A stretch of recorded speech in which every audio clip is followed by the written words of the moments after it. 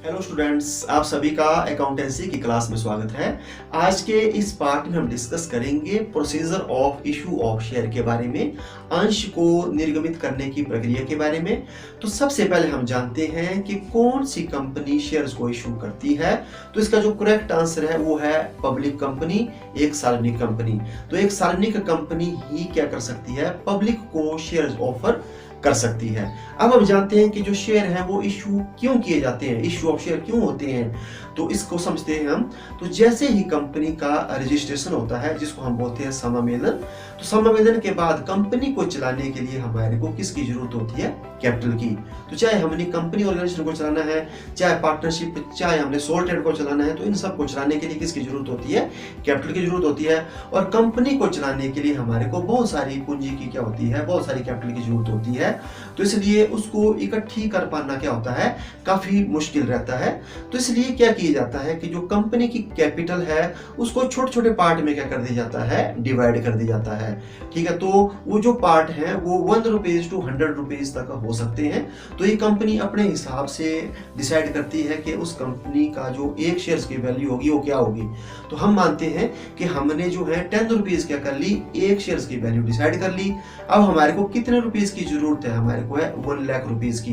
तो जब हम 1 लाख को 10 से डिवाइड करेंगे तो उसके कितने पार्ट बन जाएंगे, 10,000 पार्ट बन जाएंगे। और इन पार्टों को क्या बोलेंगे हम, शेयर्स।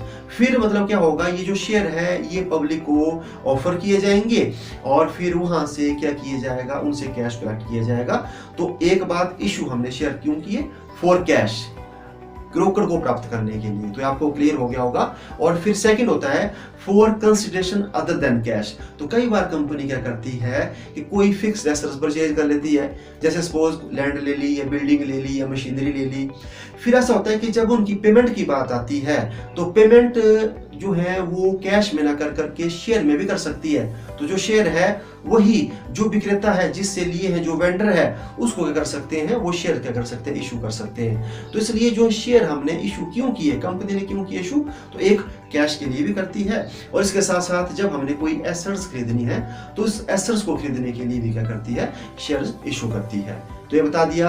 तो अब हम जानते हैं कि जो हम 10,000 जो है शेयर्स पब्लिक को इशू कर रहे हैं, तो हमने एक शेयर्स की वैल्यू कितनी रखी हुई है, 10 रुपीज। तो इसके बारे में भी आप समझ लो, जो 10 रुपीज है वो कंपनी क्या करती है, इकट्ठा नहीं ले लेती है, उसके भी पार्ट मतलब जैसे कर देती है। तो कुछ वो जो है एप्लीकेशन के साथ मांगती है, कुछ अलॉटमेंट के साथ मांगती है और कुछ किसके साथ मांगती है, जो कॉल्स करती है उसके साथ मांगती है। तो जैसे जैसे कंपनी को रिक्वायरमेंट होती जाती है वैसे वैसे कंपनी क्या करती जाती है, उस पैसे को क्या करती जाती है, मांगती जाती है। तो ये 10 रुपए जो है ये इकट्ठा नहीं मांगा जाएगा। अगर इकट्ठा ही मांग लिया जाएगा तो कंपनी के पास क्या हो जाएगा, ओवर कैपिटलाइजेशन हो जाएगा, क्योंकि अभी जरूरत नहीं है और पैसा इकट्ठा हो जाएगा। तो जब जरूरत नहीं होगी, पैसा इकट्ठा हो जाएगा, तो कंपनी को करना पड़ेगा, डिविडेंड पे करना पड़ेगा।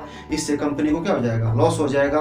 तो इसलिए कंपनी उतना पैसा ही मंगवाती है जितनी क्या होती रहती है, रिक्वायरमेंट। तो इसलिए कुछ पैसा 10 रुपए में कुछ पार्ट मांगती है एप्लीकेशन के साथ, कुछ अलॉटमेंट एंड कुछ कॉल्स के साथ। अब आपको मैं बताता हूँ procedure of issue of share के बारे में कि कैसे होता है। तो फर्स्ट स्टेप होता है इसमें टू इशू प्रोस्पेक्टस। तो कंपनी क्या करती है, सबसे पहले प्रोस्पेक्टस जो प्रविवरण है उसको जारी करती है। तो एक प्रविवरण तैयार करती है। तो प्रविवरण में लिखा होता है कंपनी का नाम, कि ये कंपनी का नाम है, इसकी इतनी ऑथराइज्ड कैपिटल है और अभी हमारे को इतनी पूंजी की क्या है, जरूरत है, और उस पूंजी को हमने उस इतने शेयर्स में क्या किया है, डिवाइड किया है। तो हम जो है जैसे 10,000 शेयर क्या कर रहे हैं, इशू कर रहे हैं। और अभी जो जो मतलब शेयर्स को लेने के लिए इंटरेस्टेड होंगे, तो जैसे हमने शेयर्स की वैल्यू की थी फिक्स 10 रुपीज, तो वो रख देंगे कि जैसे एप्लीकेशन के साथ हमारे को 3 रुपीज के साथ क्या करो, भेजो। तो वो वहां पर एक ऑफर किया होता है जैसे पब्लिक के लिए थ्रू प्रोस्पेक्टस। तो सबसे पहला काम क्या हो गया, टू इशू प्रोस्पेक्टस। तो प्रोस्पेक्टस क्या करती रहती है कंपनी, जब तक वो करती है, जारी करती है।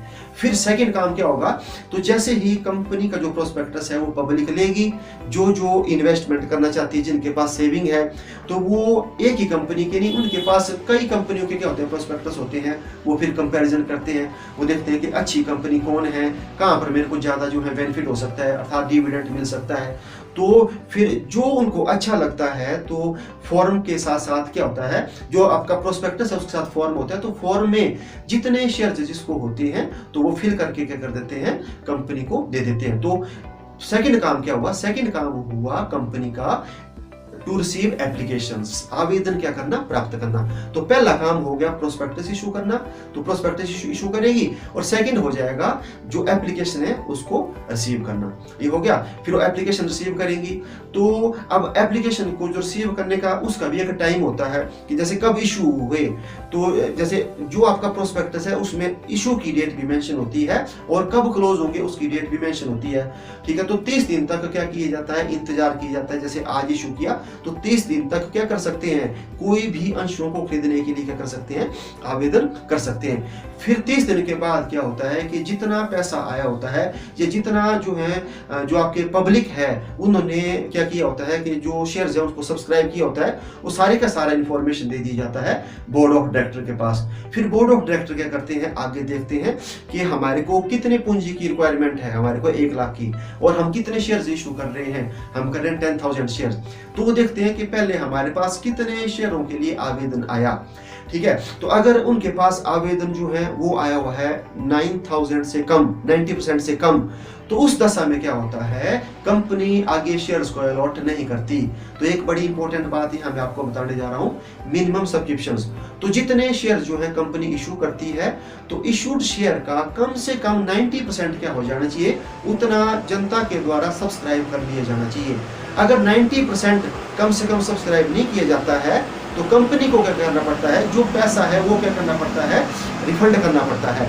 और अगर क्या होता है कि 90% जो है वो पैसा अगर मिल जाता है तो उसके बाद अगला जो स्टेप हो जाता है टू मेक अलॉटमेंट, फिर आवंटन कर दिया जाता है। तो अब हम समझ लेते हैं ये जो है 90% ये क्या है, तो इस सेबी की गाइडलाइन है, इसको बोलते हैं आप मिनिमम सब्सक्रिप्शंस, तो न्यूनतम अभिधान। तो ये एक ऐसा अमाउंट होता है जो कंपनी को चलाने के लिए काफी ज्यादा जरूरी होता है, इसके बगैर जो है कंपनी चल नहीं सकती। तो अगर 90% अगर तक ना मिले तो कंपनी चलेगी नहीं, तो इसलिए उस पैसे को कर दिया जाता है वापिस। तो आपको मैंने बोला कि 30 डेज होते हैं जैसे जो है देखने के कि हमारे पास कितना आया। फिर अगर हमारे को मिनिमम सब्सक्रिप्शन ना मिला, जैसे हमारे को जो है 90% से कम मिला, तो हमारे को जिन जिन लोगों ने क्या किया हुआ है, आवेदन किया था, तो उनकी जो आवेदन के साथ हमारे को जो अमाउंट मिला था वो हमारे को वापस करना पड़ता है। तो हमारे को नेक्स्ट 15 डेज के अंदर अंदर क्या करना पड़ते हैं, वापिस करने पड़ते हैं। तो हम उनको क्या कर देंगे, वापिस। और अगर हम जो है 15 डेज के अंदर वापिस उनको ना कर पाए तो उसके बाद फिर जो है हमारे को पेनल्टी भी पड़ेगी, जो कंपनी को पेनल्टी पड़ेगी। और पेनल्टी कितनी होगी, 15% पर एनम के हिसाब से। तो जो रेट है वो आपको मैंने बता दिया 15% पर एनम होता है। लेकिन जब जो है जो आपका मिनिमम सब्सक्रिप्शन है वो रिसीव हो जाता है तो नेक्स्ट हो जाता है टू मेक अलॉटमेंट। फिर कंपनी क्या कर देती है, शेयर्स को क्या कर देती है, अलॉट कर देती है। तो जिस चीज को अलॉट हो गए तो उसको पहले जो है शेयर सर्टिफिकेट दे दी जाते थे। तो अब क्या करती है कंपनी, जो उनका डीमैट अकाउंट है उसमें क्या कर देती है, वो डिपॉजिट कर देती है, ठीक है। और कुछ पैसा जो है अलॉटमेंट के समय क्या कर लेती है, कंपनी मंगवा लेती है। फिर जो जैसे हमने जो है वैल्यू रखी थी शेयर्स की कितनी, 10 रुपीज। तो 10 रुपीज में हमने क्या किया, जैसे अभी 5 रुपीज ही मंगवाया हुआ है, 3 रुपीज एप्लीकेशन के साथ, 2 अलॉटमेंट के साथ। तो जो फिर बाकी 5 रुपए बचा हुआ है उसको हम कॉल्स के साथ क्या करते रहते हैं, मंगवाते रहते हैं। तो ज्यादा से ज्यादा जो है कंपनी 3 कॉल्स कर सकती है, फर्स्ट, सेकेंड एंड फाइनल, ठीक है। और एक इंपॉर्टेंट बात भी है कि जो भी जैसे जो कॉल से रिलेटेड जो इंपॉर्टेंट इंफॉर्मेशन होगी वो कम से कम 14 डेज पहले क्या हो जाना चाहिए, जो शेयर्स होल्डर है उनको मिल जानी चाहिए। और फिर जैसे एक आ जाती है पेमेंट की बात।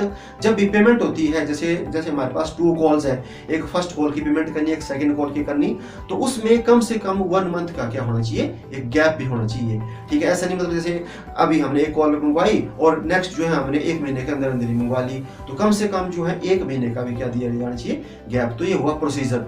तो प्रोसीजर में हमने क्या क्या सीखा, तो प्रोसीजर में हमने सीख लिया कि कंपनी क्या करती है, प्रोस्पेक्टस को इशू करती है, फिर आवेदन पत्र जो है प्राप्त करती है, इसके बाद जो है अलॉटमेंट करती है एंड मेक कॉल्स, याचनाएं मंगवाती है। तो आज के इस पार्ट में बस इतना ही। अब मिलते हैं हम नेक्स्ट पार्ट में। Thank you.